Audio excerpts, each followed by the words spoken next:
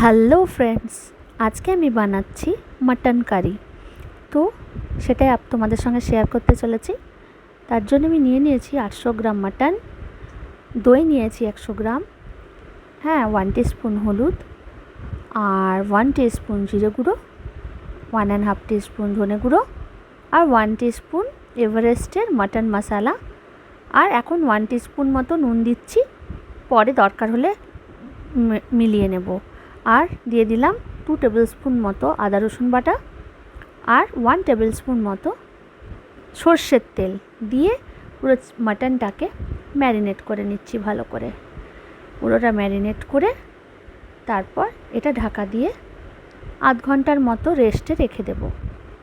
তারপর দুটো বড় পেঁয়াজ নিয়ে নিচ্ছি, দুটো পেঁয়াজ কেটে প্রেসার কুকারে তেল দিয়ে, সর্ষের তেল ইউজ করছি, তো তাতে 4 টেবিল স্পুন মতো তেল দিয়েছি এবং সব পেঁয়াজগুলো ছেড়ে দিচ্ছি।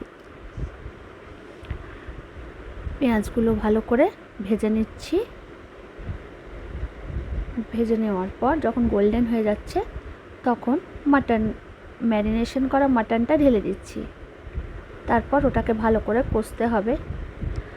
অনেকক্ষণ কষার পর টমেটোর কুচিগুলো মিশিয়ে দিলাম।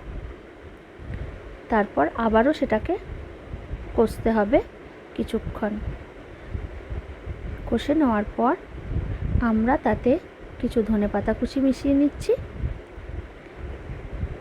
দিয়ে আবার সেটাকে মিক্স করে নেব।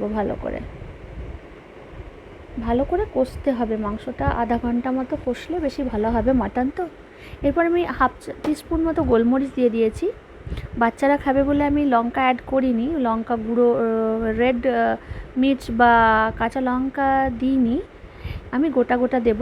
এখন আলুগুলো মিশিয়ে দিলাম, মিশিয়ে ম্যারিনেট করে ভেজে নিচ্ছি। তারপরে আবার কাঁচা লঙ্কাগুলো দিয়ে দিচ্ছি গোটা গোটা, এবং পরিমাণ মতো জল। আপনারা যেরকম ঝোল খাবেন সেরকম রাখবেন।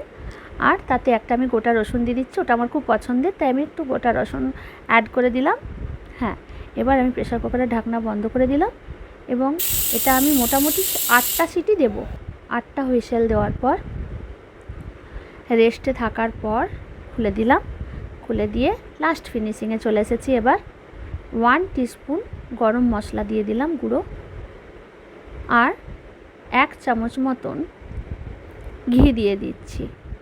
ঘি দিলে এর টেস্টটা আরও এনহ্যান্স করে, খুব ভালো লাগে খেতে। আপনারা এরকম করে ঘরে করে দেখতে পারেন, আমার মনে হয় ভালোই লাগবে। আমার রেসিপিটা আপনাদের সঙ্গে শেয়ার করলাম, আপনারা এবার জানাবেন কেমন লাগলো। এবার আমি সার্ভ করে দিচ্ছি। সার্ভ করার পর সবাইকে ধন্যবাদ।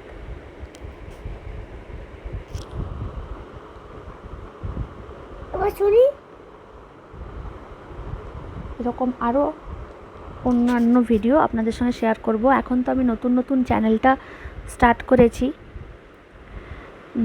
তো প্লিজ আপনারা আমাকে সাপোর্ট করবেন and subscribe my channel. Thank